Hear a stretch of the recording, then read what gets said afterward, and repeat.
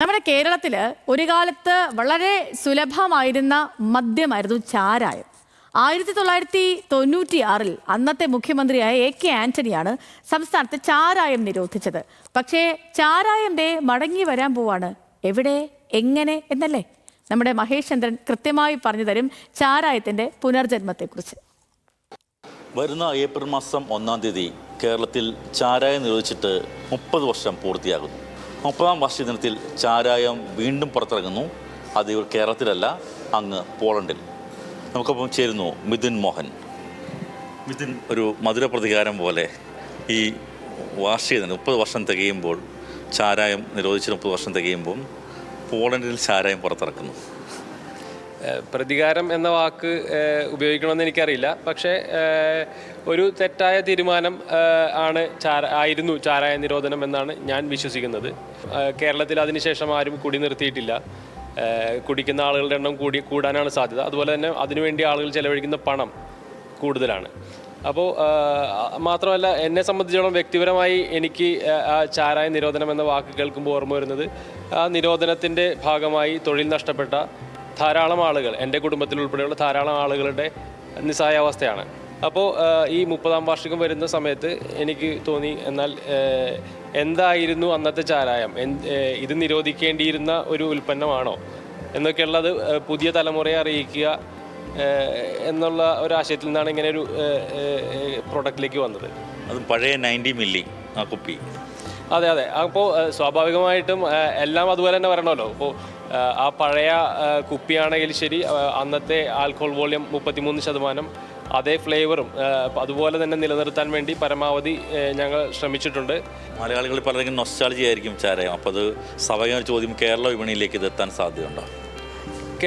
അത് ഞാനല്ലാതിനും എൻ്റെ ആഗ്രഹം എത്തിക്കണം എന്നുള്ളതാണ്. കാരണം കേരളത്തിലാണെങ്കിൽ പോലും അന്ന് നിയമവിധേയമായി ചാരായം കുടിച്ചിട്ടുള്ള ആളുകൾക്ക്, ഏറ്റവും പ്രായം കുറഞ്ഞ ആൾക്ക് ഇപ്പോൾ ഒരു 48 വയസ്സായിട്ടുണ്ടാവും. 48 വയസ്സിൽ താഴെ പ്രായമുള്ള ആരും തന്നെ അന്നത്തെ ആ ചാരായം കഴിച്ചിട്ടുള്ള ആളുകളായിരിക്കില്ല. അപ്പോൾ എല്ലാവരുടെയും മനസ്സിൽ അങ്ങനെ ഒരു ആകാംക്ഷ അല്ലെങ്കിൽ ക്യൂരിയോസിറ്റി ഉണ്ടാകാം.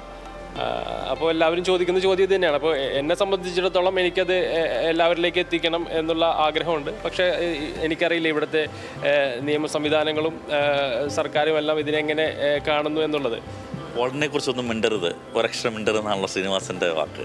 ഞാൻ മുമ്പ് ചോദിച്ച മധുരപ്രതികാരം ചോദിച്ചത് ഈ ഏപ്രിൽ 1, അത് 30 വർഷം തികയുന്ന ആ ദിവസം തന്നെ തിരഞ്ഞെടുത്തതിനകത്തൊരു പ്രത്യേക കാരണമില്ലേ? 30 വർഷം മുമ്പ് ഒരു കുട്ടിയായിരുന്ന ഞാൻ ഇപ്പോൾ തിരിഞ്ഞു നോക്കുമ്പോൾ എനിക്ക് എൻ്റെ വ്യക്തമായിട്ടുള്ളൊരു അഭിപ്രായമുണ്ട് അതിനെ സംബന്ധിച്ച്. നമ്മൾ സംസാരിക്കുന്ന സമൂഹത്തിലുള്ള ആളുകൾക്കും ഇതൊരു മണ്ടൻ തീരുമാനമായിരുന്നു എന്നുള്ള അഭിപ്രായമുണ്ട്. അപ്പോൾ സാഹചര്യങ്ങൾ കൊണ്ട് ഇത് ഒത്തുവന്നത് ആ 30-ാം വാർഷികത്തിൻ്റെ സമയത്തായി എന്നുള്ളത് ഒരു വസ്തുത. ഏപ്രിൽ 1 എന്ന ആ ദിനം തന്നെ തിരഞ്ഞെടുത്തത് നേരത്തെ താങ്കൾ സൂചിപ്പിച്ചതുപോലെ തന്നെ വേണമെങ്കിൽ അതൊരു പ്രതികാരം എന്ന് വേണമെങ്കിൽ പറയാം.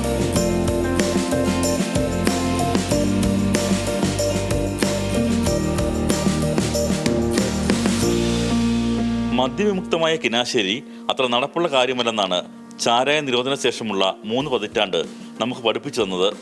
നിരോധനമല്ല, നിയന്ത്രണമാണ് ആവശ്യമെന്നാണ് ദുരന്തങ്ങൾ നൽകിയ അനുഭവവും. ഓരോ രാജ്യത്തും തനതായ മദ്യം ഉൽപ്പാദിപ്പിക്കുകയും കയറ്റുമതി നടത്തി വിദേശ നാണ്യം നേടുകയും ചെയ്യുന്നത് കേരളവും മാതൃകയാക്കണമെന്നാണ് അനുഭവത്തിന്റെ വെളിച്ചത്തിൽ മിഥുൻ മോഹൻ പറയുന്നത്. ഞാൻ പറയുന്നത് മദ്യത്തിന്റെ ഉപയോഗം പ്രോത്സാഹിപ്പിക്കണം എന്നല്ല.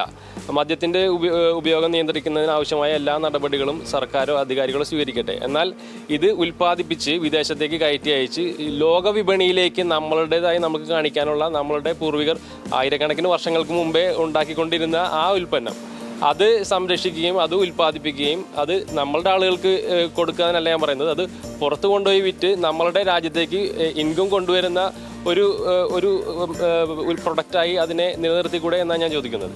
പോളണ്ടിൽ പോയി ചാരായം അതേ മലയാളം പേരിൽ മിഥുൻ വിപണിയിലിറക്കുമ്പോൾ അതൊരു ചരിത്രമാവുകയാണ്. ചാരായ നിരോധനത്തിന്റെ 30-ാം വാർഷികത്തിൽ വീണ്ടും ചാരായം വിപണിയിലെത്തുന്നത് ഒരു രാഷ്ട്രീയ കൗതുകം കൂടിയാകുന്നു.